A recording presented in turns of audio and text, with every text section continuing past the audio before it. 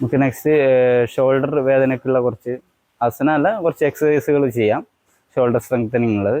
അപ്പോൾ ആദ്യം മെല്ലെ ഇതേപോലെ നമ്മൾ ഷോൾഡർ ഫോർവേഡ് റൊട്ടേഷൻ ചെയ്യുക.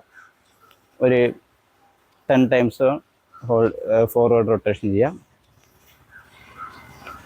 അതേപോലെ 10 ടൈംസ് തന്നെ പുറകിലേക്കും.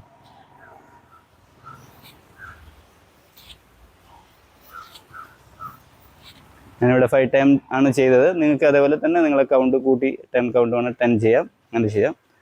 നെക്സ്റ്റ് അടുത്തത് വേറെ ഒരു ഷോൾഡർ എക്സസൈസാണ്. നമുക്ക് ഇതേപോലെ കൈ നമ്മുടെ ഇതേപോലെ 2 എൽബോസും മടക്കി ഷോൾഡറിൽ വെക്കുക.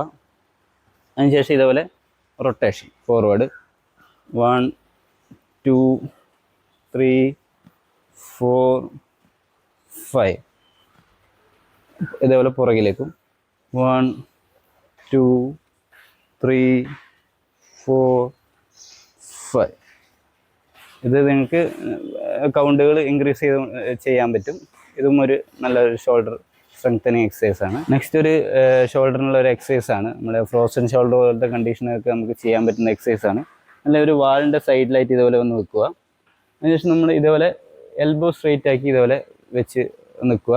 അതിനുശേഷം മെല്ലെ ഇതുപോലെ നമ്മൾ ഫിംഗർ വാക്കിങ് ഇങ്ങനെ ചെയ്യുമ്പോൾ മെല്ലെ സൈഡിലേക്ക് ചെറുതായിട്ട് വാക്ക് ചെയ്ത് മെല്ലെ ഇതേപോലെ വാളിൻ്റെ അടുത്തേക്ക് വരിക. അപ്പം എൽബോ സ്ട്രെയിറ്റ് ആയിരിക്കണം. ഇത് ഇത്രയൊന്നും ആവില്ല, ഫ്രോസൺ ഷോൾഡർ പോലുള്ളവർക്ക് ഇത്രയൊന്നും ആവുന്നില്ല. അപ്പോൾ എത്രയാണോ ആവുന്നത് അത്ര ചെയ്യുക. അതിനുശേഷം അതേപോലെ റിവേഴ്സ് ഓർഡറിൽ മെല്ലെ വരിക. ഇപ്പോൾ ഞാനിവിടെ ഒരു തവണയാണ് ചെയ്തത്. നിങ്ങൾക്കൊരു 2-3 റിപ്പീറ്റേഷനായിട്ട് ചെയ്യാം. ഇതേ സെയിം ഇതുപോലെ നമുക്ക് ഓപ്പോസിറ്റ് ഇപ്പോൾ ലെഫ്റ്റ് ഹാൻഡിനുണ്ടെങ്കിൽ ലെഫ്റ്റ് സൈഡും ചെയ്യും. പിന്നെ ഇതേ എക്സസൈസ് തന്നെ നമ്മൾ വേറെ ഒരു രീതിയിലും കൂടി ചെയ്യാൻ പറ്റും. ആദ്യം നമ്മൾ ആ സെയിം നമ്മൾ വാളിലേക്ക് ഫേസ് ചെയ്യുക. അതിനുശേഷം ഇതേപോലെ നമ്മുടെ ഫിംഗേഴ്സ് കൊണ്ട് ഇതുപോലെ വെക്കുക. എന്നിട്ട് നേരത്തെ ചെയ്ത പോലെ തന്നെ എൽബോ സ്ട്രെയിറ്റ് ആക്കി വെച്ചുകൊണ്ട് ഇതേപോലെ മെല്ലെ നമ്മൾ കാല് മെല്ലെ മുന്നോട്ട് എടുത്ത് വെക്കുക.